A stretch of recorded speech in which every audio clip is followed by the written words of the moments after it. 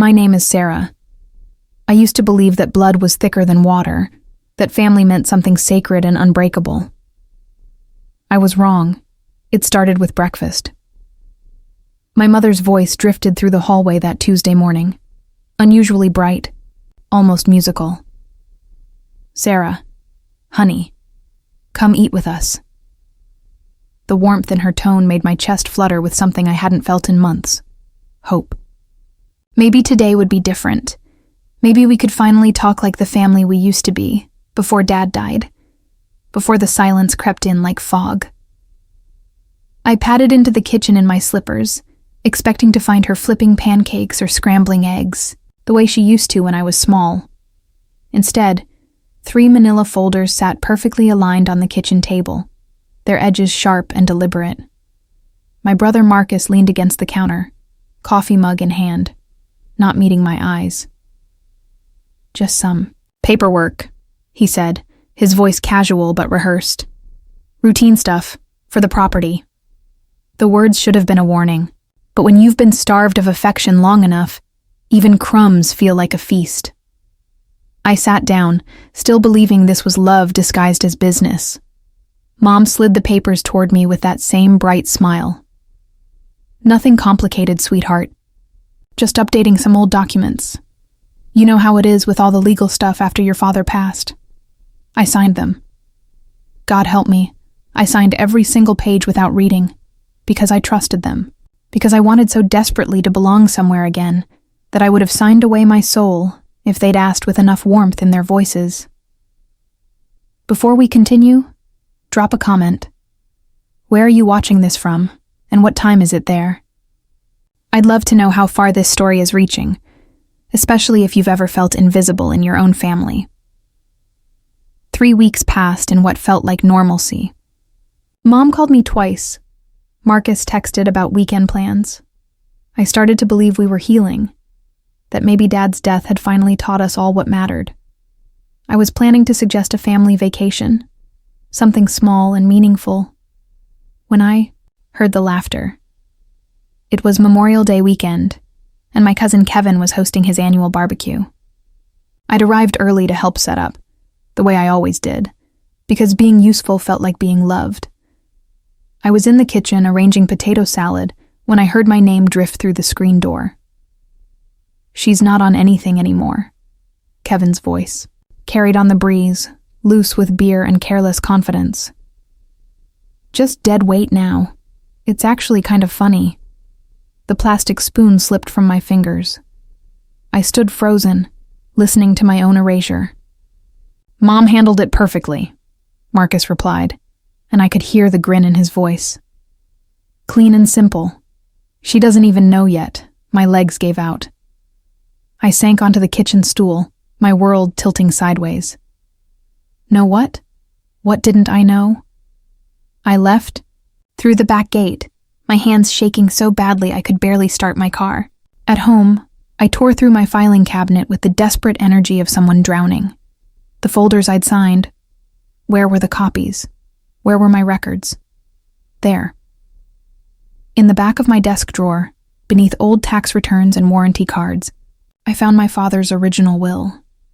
My name, clear as daylight, listed as co-beneficiary of the house, the property, everything. But as I compared it to the recent bank statements I'd been receiving, a sick understanding crept over me. My name was gone. From the bank accounts, from the property tax notices, from the utility bills. They had systematically erased me from every document except the memories I carried alone. I called the bank first, my voice steady, despite the earthquake in my chest. I'm sorry, ma'am, but you're not listed as an account holder on this property. The account shows only Elizabeth and Marcus Thompson as authorized parties.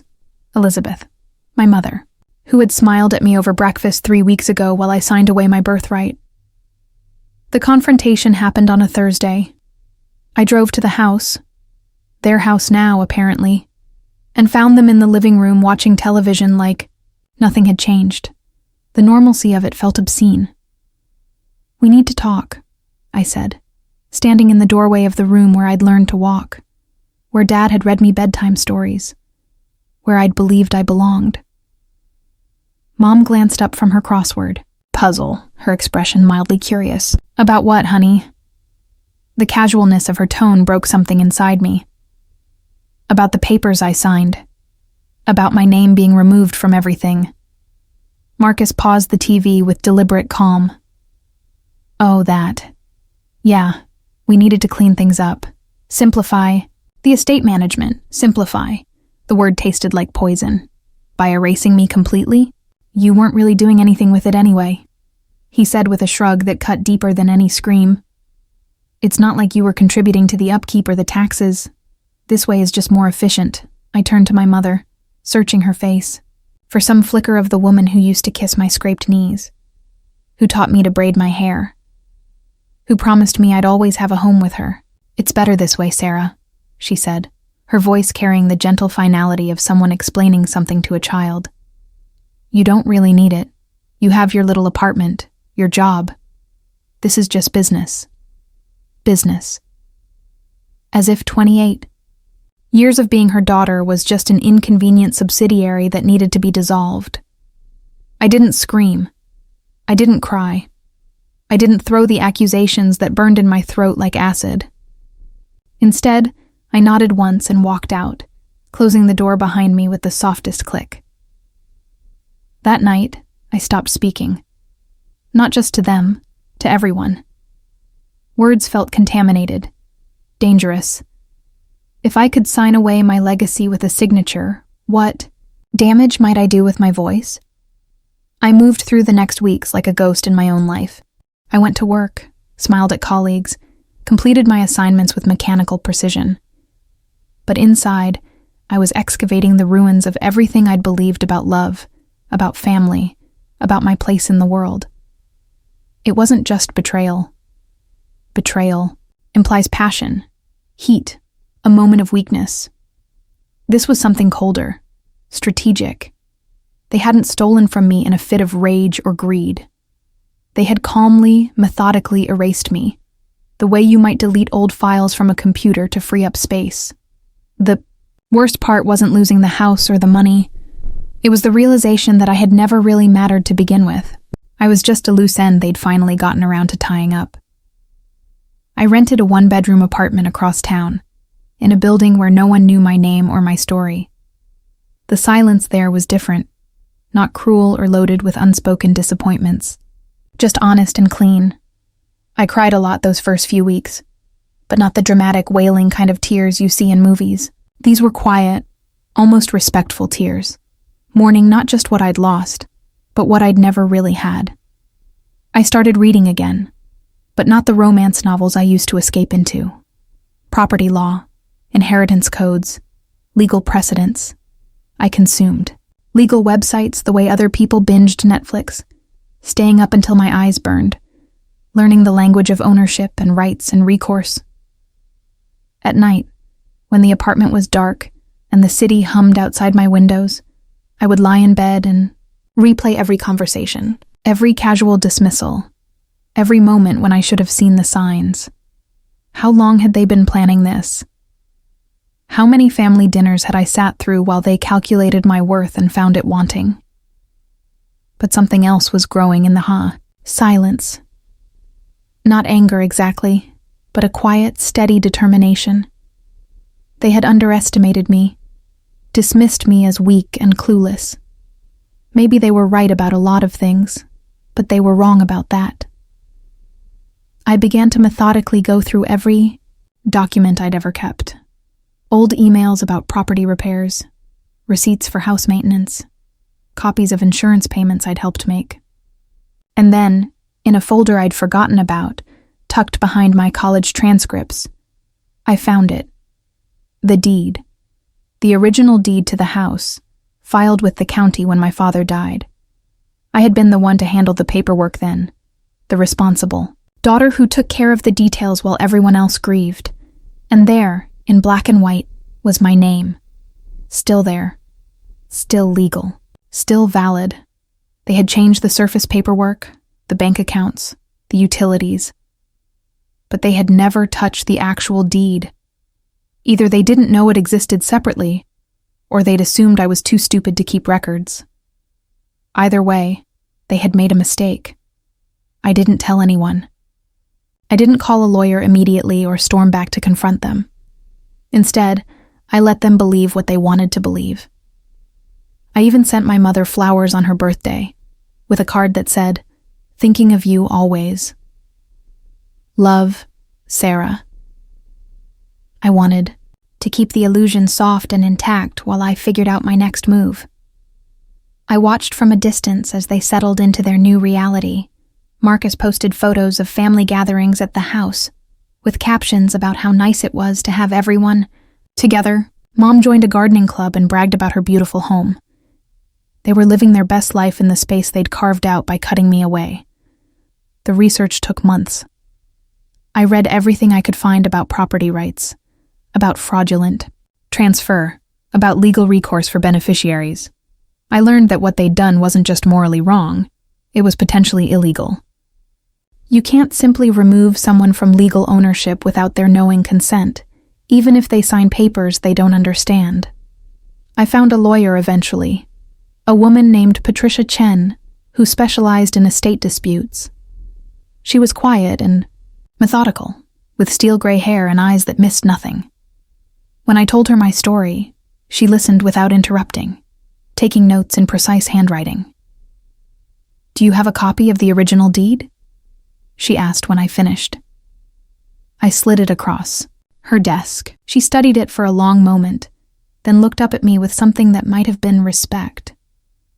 "You have a very strong case," she said simply. "What would you like to do about it?" I sat in that question for weeks. What did I want? Revenge felt too hot, too messy for what this required. Money felt too small for what they'd taken from me. Justice. That was closer, but still not quite right. I wanted recognition. I wanted them to understand that I had never been as invisible as they'd convinced themselves I was. I wanted the quiet dignity of existing in a world that had tried to erase me. "I want them to know," I told Patricia at our next meeting. "I want them to understand that I was never as powerless as they thought." She nodded like she'd been expecting this answer. "We'll send a formal notice. Clean, legal, undeniable. Are you prepared for their reaction?" I thought about that question as I walked home through the city streets. Was I prepared? I had spent so many years being prepared for their disappointment, their dismissal, their casual cruelty. Maybe it was time to prepare them for mine. The letter went out on a Tuesday morning in October. I know because Patricia called me at exactly 10:47 a.m. to confirm it had been delivered. 3 copies, one to my mother, one to Marcus, and one to the lawyer they'd apparently hired to handle the simplified estate. The letter was beautiful in its simplicity. It informed them that I remained a legal co-owner of the property in question, that any transfers made without my explicit, informed consent were invalid under state law, that any profits derived from the property during my illegal exclusion were subject to immediate restitution, that I was prepared to pursue all legal remedies available to me. But the most beautiful part was the last paragraph. "Ms. Thompson looks forward to resolving this matter amicably, but is prepared to take whatever steps are necessary to protect her legal rights and interests. Ms. Thompson. Not Sarah or your daughter or Marcus's sister. Just Ms. Thompson, a legal entity with rights and remedies and the will to use them." The silence that followed was deafening. For 3 days, nothing. No angry phone calls, no furious texts, no showing up at my apartment to demand explanations. Just silence, which somehow felt louder than any explosion would have been. On the 4th day, my phone rang. Mom's name appeared on the screen, and for a moment I almost didn't answer. But I needed to hear her voice, needed to understand how she would try to explain this away. "Sarah?" Her voice was smaller than I'd heard it in years. "We need to talk." "Do we?" I kept my voice steady, professional. "I think the letter was quite Clear. You don't understand the full situation, she said, and I could hear the familiar edge creeping in, the tone she used when she was about to explain why I was wrong about something. There are complexities you're not seeing. Then explain them to me. A pause. Can you come to the house? This isn't a phone conversation. The house. Their house. The house that was also legally still mine. I'll be there in an hour. I dressed carefully that day. Not like I was going to war, but like I was going to a business meeting. A navy blazer, low heels, my hair pulled back in a way that made me look older, more serious. I wanted them to see Ms. Thompson, not the daughter they'd dismissed. Marcus's car was in the driveway when I arrived. Through the window, I could see them both in the living room, sitting stiffly like they were waiting for a job interview. The sight almost made me laugh. When had I become someone they needed to prepare for? I knocked instead of using my key. That felt important somehow, entering as a guest rather than assuming I belonged there. Mom opened the door, and I saw her really look at me for the first time in months. Not the casual glance of someone who thinks they know everything about you, but the careful assessment of someone trying to figure out who you've become. Come in, she said. We've been waiting. The living room felt smaller than I remembered, or maybe I was taking up more space than I used to. I sat in the chair across from the couch, not beside them, creating a physical distance that matched the emotional one. So, Marcus said, his voice trying for casual but landing somewhere near. Nervous. Mom says you've gotten some lawyers involved. I have legal representation? Yes. Look, Sarah, he continued. I think there's been a misunderstanding. We weren't trying to cut you out of anything. We were just trying to make things easier to manage. Easier for whom? The question hung in the air like smoke. I could see them both struggling with it, maybe for the first time realizing that easier had always meant easier for everyone except me. We thought, Mom said carefully, that you had moved on, that you were building your own life and didn't need to be burdened with all this property management. You thought, or you decided. Another silence. I was learning to appreciate these silences, the way they revealed so much more than words ever could. We should have talked to you first, Marcus admitted, and I could hear the reluctance in his voice, like the words were being pulled out of him against his will. Yes, I said simply. You should have. So what do you want? Mom asked, and there was something desperate in her voice now, like she was finally understanding that this conversation wasn't going to end with me apologizing for being inconvenient. I had thought about this question so many times. What did I want? I wanted them to love me the way I had loved them, unconditionally and without calculation. I wanted my father back, and the family we'd been when he was alive. I wanted to be 8 years old again, when my biggest worry was whether Mom would remember to cut the crusts off my sandwiches. But I couldn't say any of that. So I said what was true and achievable instead. I want my legal rights restored. I want to be included in any decisions about the property. And I want an acknowledgement that what you did was wrong. We can fix the paperwork, Marcus said quickly. That's not a problem. We can add your name back to everything. Can you? I asked. Can you add my name back to the trust? To the security? To the sense that I belonged somewhere? The question seemed to hit them both like a physical blow. Mom's eyes filled with tears, the first real emotion I'd seen from her in months. We never meant to hurt you, she whispered. But you did, I said, and my voice was gentle but implacable. You did hurt me.